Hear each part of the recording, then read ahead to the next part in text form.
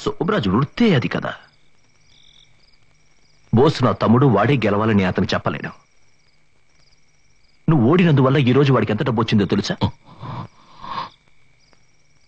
మనకేం వచ్చింది? 50,000 రూపాయలు వచ్చింది. చాలదా? సరే అదులే. ఈ రోజు నుంచి నువ్వు సోమరాజుకి ఎంతో కావలసిన వాడివయ్యావు. అతని సొంత మనిషిలాగా, నాలాగా. రౌడీగానా? అవును, రౌడీనే. అలాగే అనుకో. నువ్వెవరివి?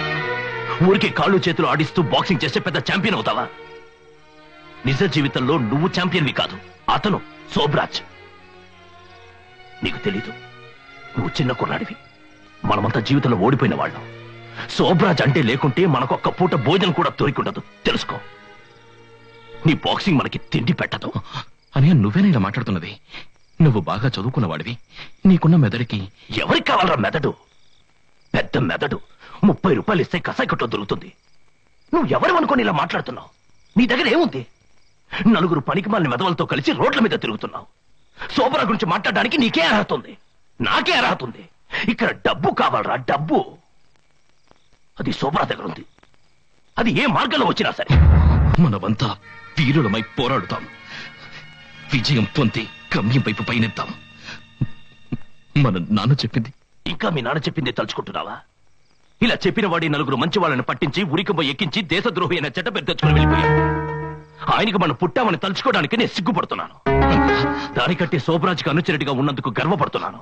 అన్నయ్య, రే, పట్టించే వాడికంటే పట్టడన్నం పెట్టేవాడు ఎంతో బెటర్, అది తెలుసుకో. మనల్ని కన్నవాడు ఒక పిరికివాడు.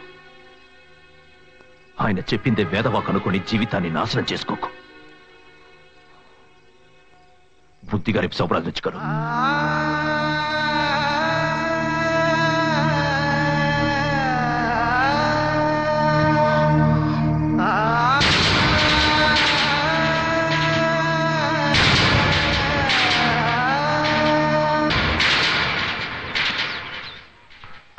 బోస్ ఇలారా. ఏంటి తాతయ్య? మీ నాన్న కోసం ఎవరో ఒక ఆయన వచ్చారు. ఆయన్ని మీ ఇంటికి తీసుకుపో. ఎవరు? అదిగో ఆయనే.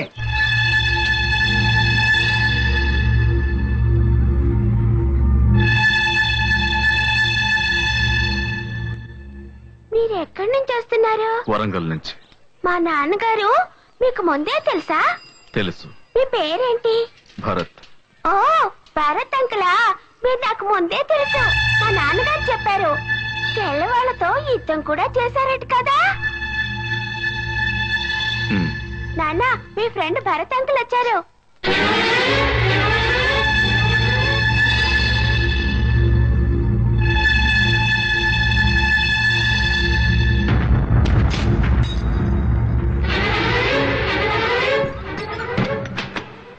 ఇరవై ఏళ్లుగా నీకోసమే వెతుకుతున్నాను రా.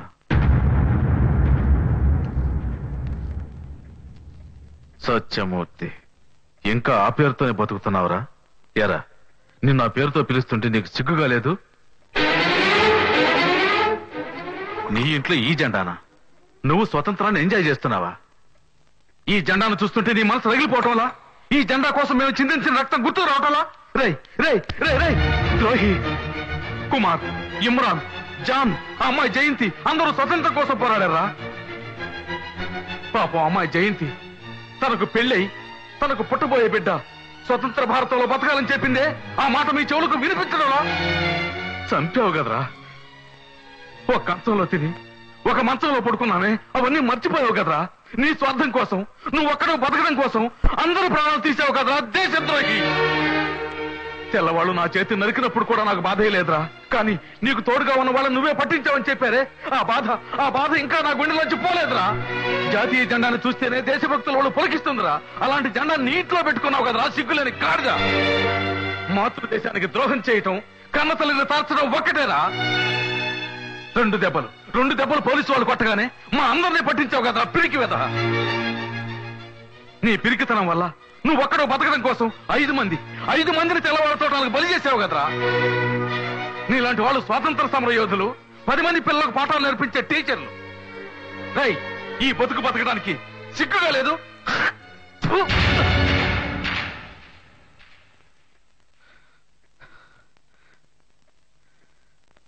రై, నీలాగే నీ పిల్లల్ని పెంచొద్దు. రేపు వాళ్ళ వల్ల మంచోళ్ళు ఎవరు చనిపోకూడదు.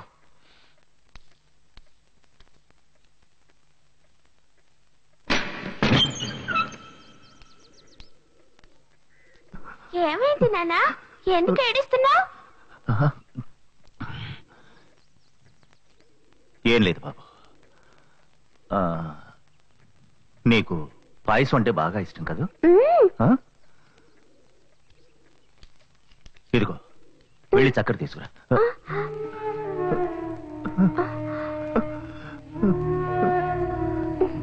వెళ్ళిరా.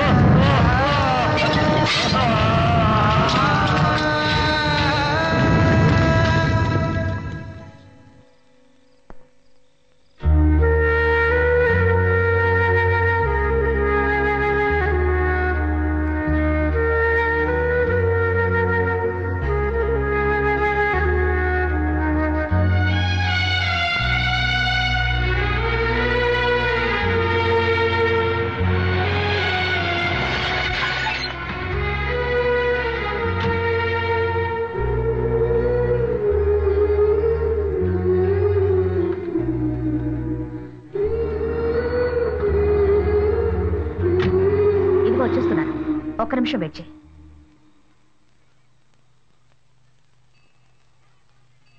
ఎందుకు ఇక్కడికి వచ్చావు? ఆ శోభరాజ్ అమాయక ప్రజల దగ్గర మామూలనే పేరుతో డబ్బులు గుంజేవాడు. ఇప్పుడు వాళ్ళున్న స్థలాన్ని కాజేయడానికి చట్టాన్ని కొనేశాడు. ఇక వాడిని ఎవరూ ఏమీ చేయలేరు. లేదు మేడం, ఇక మీద ఇలా జరగదు. శోభరాజ్కి వ్యతిరేకంగా కోర్టులో సాక్ష్యం చెప్తాను. వాడికి వాడి రౌడీలకి శిక్ష పడేలా చేస్తాను. మరి మీ అన్న గురించి కూడా చెప్తావా? చెప్తాను మేడం. విక్రమ్ హత్య గురించి అన్ని విషయాలు చెప్పాల్సి వస్తుంది బోస్. విక్రమ్ నా ఫ్రెండ్.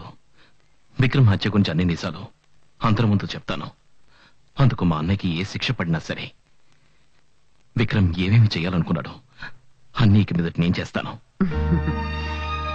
నువ్వు ఈ మాట అన్నందుకు నాకెంత ఆనందంగా ఉందో తెలుసా? నీలోనూ మంచివాడున్నాడు. అతను ఇప్పుడే బయటకొచ్చాడు. అందుకు నాకు సంతోషంగా ఉంది. కానీ నాకిష్టమైన వాళ్ళందరూ నాకు దూరం అయిపోతున్నారు మేడం. కొంచెం ఉండు. ఇక మీద ఎవరే నిజం చెప్పినా, ఎవరికి ఏ దండన విధించినా చనిపోయిన మా అన్నయ్య నాకు తిరిగి వస్తాడా? ముగిసిపోయిన నా జీవితం మళ్ళీ మొదలెట్టడం జరగని పని. బోస్కి విషయం తెలియకుండానే అక్కడికి వెళ్ళాడు. ఇందులో అతని తప్పేమీ లేదు. విక్రమ్తో మాట్లాడాలని అతన్ని తీసుకువెళ్లారు. విక్రమ్ని చంపుతారని అతనికి తెలియదు. బోస్ స్థానంలో నువ్వున్నా కూడా అదే చేసేదానివి. బోస్ కోర్టుకు వచ్చేది అంతరాత్మ కోసమే కాదు, నీ కోసం కూడా.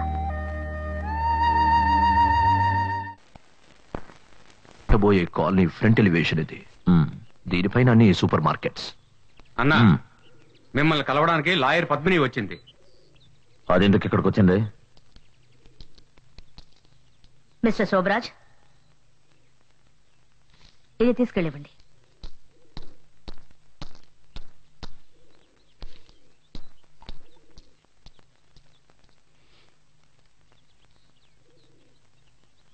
ఏంటో చూడు.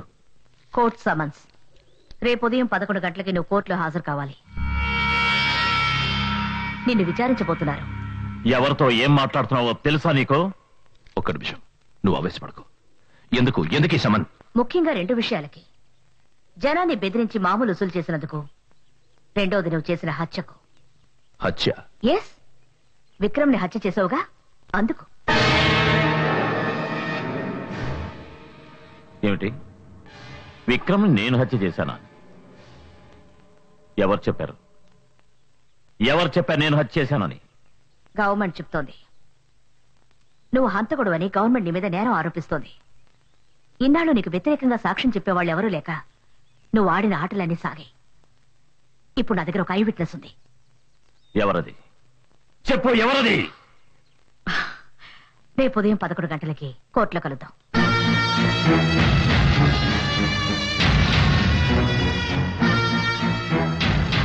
ఏంటిది? ఏంటో ఇదంతా? నువ్వు దిగులు పడకు, ఆ టెన్షన్ వదిలే, నేను చూసుకుంటాను. ఎవరు ఐ విట్నెస్? నాకు తెలిసి తీరాలి. ఏం చేస్తున్నారు? వ్యతిరేకంగా సాక్ష్యం చేస్తున్నారా? ఎంత ధైర్యం!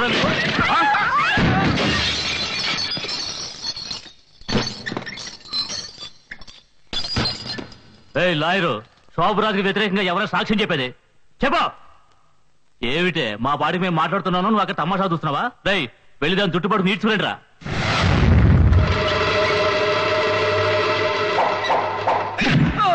బావా, నువ్వు ఇక్కడేం చేస్తున్నావు?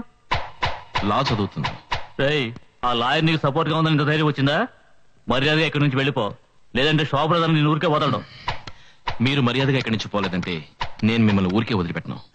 ఏమంటావు? ఇక మీద నేను మాట్లాడనురా, ఇదే మాట్లాడుతుంది.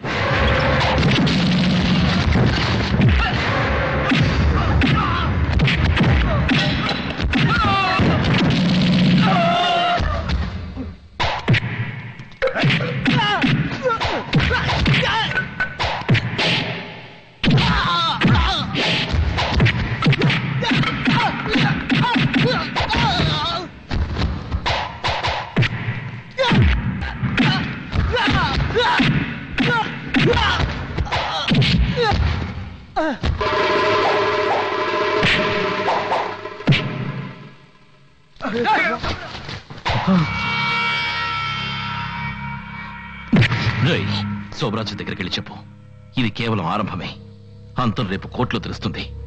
సాక్ష్యం చెప్పబోయేది నేనే. అది మాత్రమే కాదు, నేను శోభరాజు సమాధి కట్టబోతున్నానని నన్ను బెదిరించాడు. రేపు కోర్టులో నీకు వ్యతిరేకంగా సాక్ష్యం చెప్పబోతున్నాడట.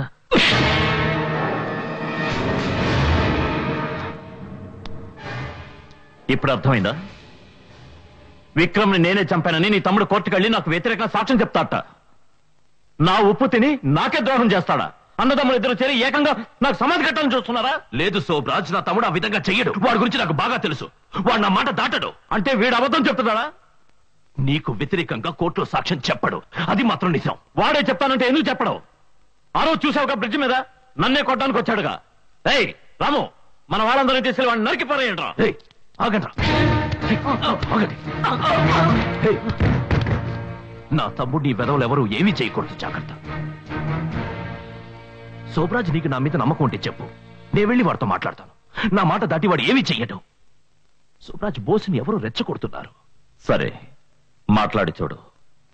కానీ ఒక్కటి గుర్తుంచుకో, రేపు నీ తమ్ముడు కోర్టుకెళ్ళి నాకు వ్యతిరేకంగా సాక్ష్యం చెప్పాడంటే నా కాంట్రాక్ట్ చేయి జారిపోతుంది.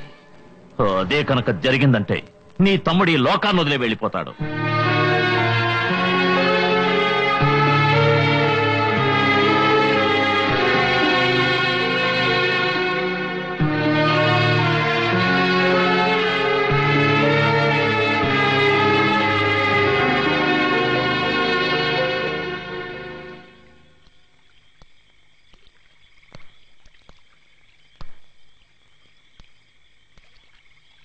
శోభరాజ్కి వ్యతిరేకంగా సాక్ష్యం చెప్తావా కోర్టులో? అవును. ఏమైంది నీకు? నీకు తెలీదా? తెలిసే చెప్తున్నాను. శోభరాజ్ అన్ని వదిలిపోతున్నాడు. 2 రోజులు, 2 రోజుల్లో అన్ని మారిపోతాయి. ఈ సమయంలో నువ్వు ఇలా ఇదిగో, శోభరాజ్కి వ్యతిరేకంగా నువ్వు కోర్టులో వేసిన కేసుని విత్డ్రా చేసుకుంటున్నట్టు ఇందులో రాసుంది. ఇందులో సంతకం పెట్టు. చాలు, నీ మాటలు విని చేసినంత చాలు. ఆ రోజు నిన్ను నువ్వు సరిగ్గా తెలుసుకోలేదన్నావుగా, నన్ను నేను తెలుసుకున్నాను. నా మనసుకి ఏది మంచిదనిపిస్తే అదే చేస్తాను. అనవసరంగా బొండి కేక్ బోస్. ఇందులో సంతకం పెట్టి ఊరు వదిలేసేళ్ళు. నువ్వు ఎక్కడున్నా ప్రతి నెల నేను నీకు డబ్బు పంపిస్తాను.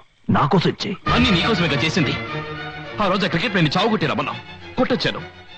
మంచిగా మాట్లాడుతూ మీ ఫ్రెండ్ విక్రమ్ తీసుకురాని చెప్పావు, తీసుకొచ్చాను. కానీ అన్యాయంగా వాడిని చంపేసరే. బాక్సింగ్ నా జీవిత లక్ష్యం అనుకున్నాను. ఓడిపోమని చెప్పావు, ఓడిపోయాను. అన్ని నీకోసమేగా చేసింది. ఇక మీద అలా జరగదు. కానీ ఒకటి మాత్రం చెప్తున్నాను, ఇక మీద నాకు ఎవరు అడ్డొచ్చినా రేపు కోర్టులో శోభరాజ్కి వ్యతిరేకంగా సాక్ష్యం చెప్పే తీరుతాను. వద్దురా బోస్, శోభరాజ్ నిన్ను చంపేస్తాడు. నువ్వు ఎక్కడికైనా వెళ్ళి ప్రాణాలతో ఉంటావు. నాకు నువ్వు కావాలి. ఆ రోజు చనిపోయాడా విక్రమ్? వాళ్ళ అమ్మ నాన్నకి వాడు అక్కర్లేదా? అమాయిక ప్రజల్ని బెదిరించి స్థలం కాజేయాలని చూస్తున్నారే, వాళ్ళకి నిలవ నీడు అక్కర్లేదా? నేను మాత్రం నీకు కావాలి కదనయ్యా? చెప్పన్నయ్యా. ఇప్పుడు నువ్వు ఇందులో సంతకం పెడతావా లేదా? ఏంటనయ్యా నేను ఇంత చెప్పినా నువ్వు సంతకం పెట్టరా.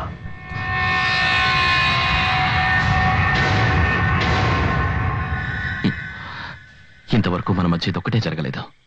ఇప్పుడు ఇది కూడా జరిగిపోయింది. ఏ చేతుడైతే నాకు అన్నం పెట్టి పెంచావో అదే చేతు నన్ను చంపుతావా? చంపనయ్యా, చంపు. నువ్వు తీసుకెళ్ళింది అది సరైందో కాదో నాకు తెలీదు. నేను నీ వెంటే వచ్చాను. దానికి శిక్ష ఇదే అయితే కాల్చు.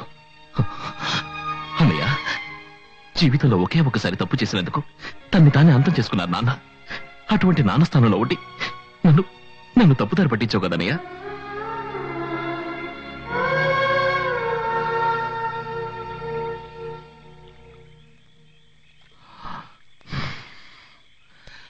అందుకని నిన్ను నువ్వు చంపుకోవద్దు.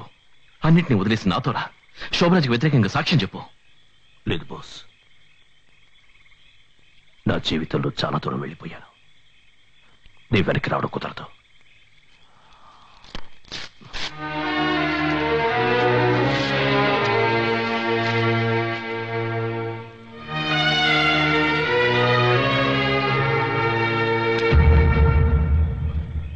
దీన్ని నువ్వు ఉపయోగించకూడదన్నది నా చివరి కోరిక. అన్నయ్య,